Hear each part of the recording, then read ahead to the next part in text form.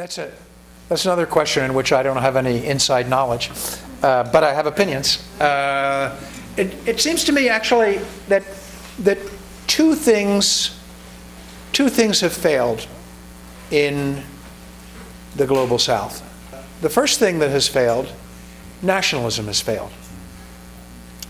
That is, it was a utopian project, and it was assumed that aside from just simply getting control of your own country and kicking out the imperialists, that this would pay huge dividends in terms of solidarity, growth, and freedom. And in fact, nationalism has failed, and for that reason, it has no traction. The other thing that has failed in those places where it's been tried is bourgeois democracy, in which the fruits of open elections, with some exceptions, and I think India would be the most striking exception, has not led to stability, has not led to general prosperity. And in fact, of course, where it has been tied to neoliberal economic policies, it's led to greater disparities in life chances and income distribution, thereby increasing the possibility of social conflict. And it seems to me that the wave of populisms in Latin America, in Bolivia, in Venezuela, and so on, are not just a consequence of Hugo Chavez and his particular view of the world, but are a consequence of the utter failure of democratic institutions in these countries, coupled with neoliberal policies, to produce anything that's even remotely recognizable as progress in life chances and possibilities for ordinary people. So one would imagine that it would be very hard to legitimate,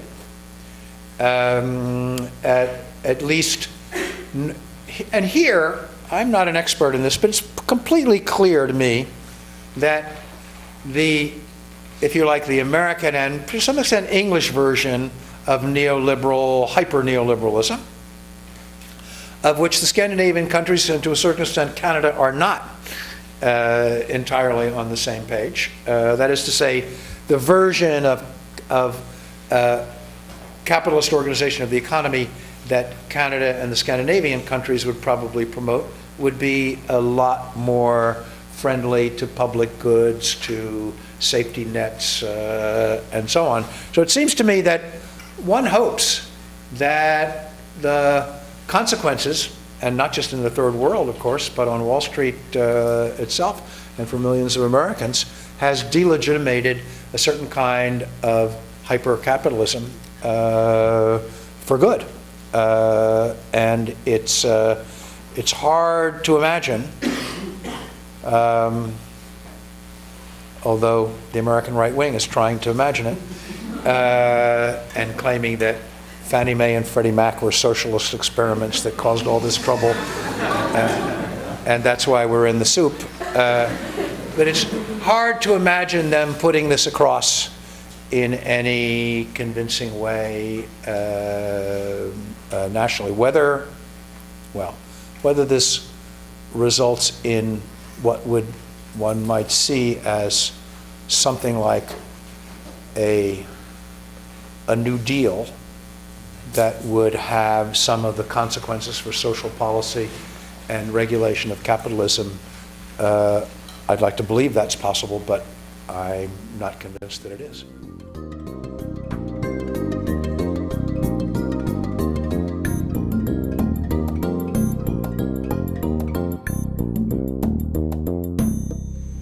I've actually, not only have I not taken seriously the practice of my political science colleagues of predicting the future, but if I did, I wouldn't predict it at the level that Francis Fukuyama predicts it for the Hegelian end of history.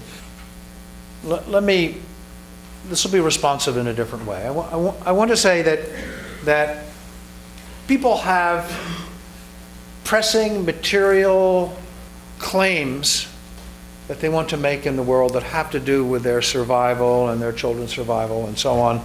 And these claims have to be phrased in some minimal ideological garb. And the ideological garb, to put it sort of crudely, is they have to choose among, if you like, a dressing room that only has so many costumes in it. And what's interesting at some level, which I'm not going to talk about tonight, is how the difference, how the selection of costumes changes and how new ways of understanding how you can make a claim on the world and why you should be treated with dignity or why you should have a job or whatever, how you make that claim. So if you went to Chiapas,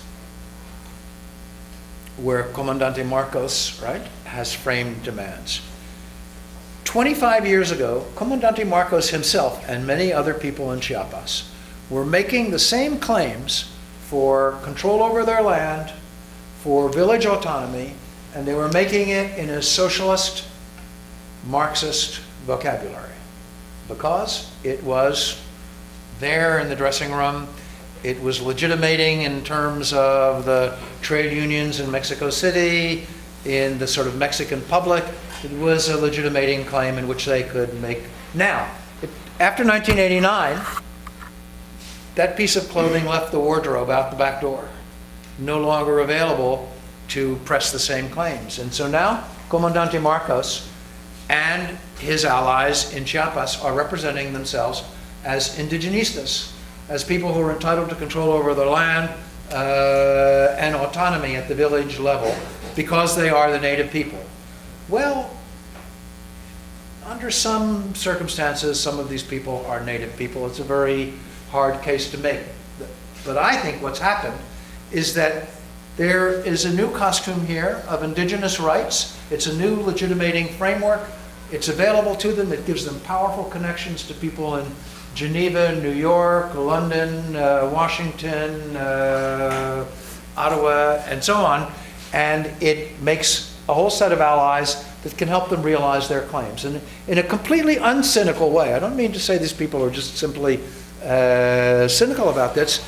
In a sense, what they have done is gravitate slowly toward understanding their claims on the world as having this dimension to it. And so the ideology that they feel gives them some traction is an ideology that was not available to them. This costume was not available to them 30 years ago. It's a completely new legitimating framework. There are UN treaties about indigenous rights and so on. So it is to them the way the rights of man were to the French. And so I don't know. Some of you may know Peter Solomons' wonderful work called Borders, or about Borders, I think. And it's about a village in southern France that is part of Catalonia. The actual border has not been solved in the 18th and early 19th century. And so it wasn't clear whether these people were Spanish citizens or French citizens.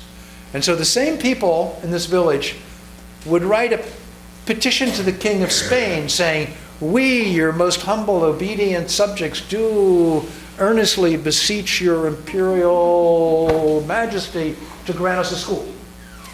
And then the same people would, on Tuesday, write a petition saying, "In the name of Égalité, Fraternité, we require, as a member of the French Republic, a school so our children can learn the great values of the French Revolution."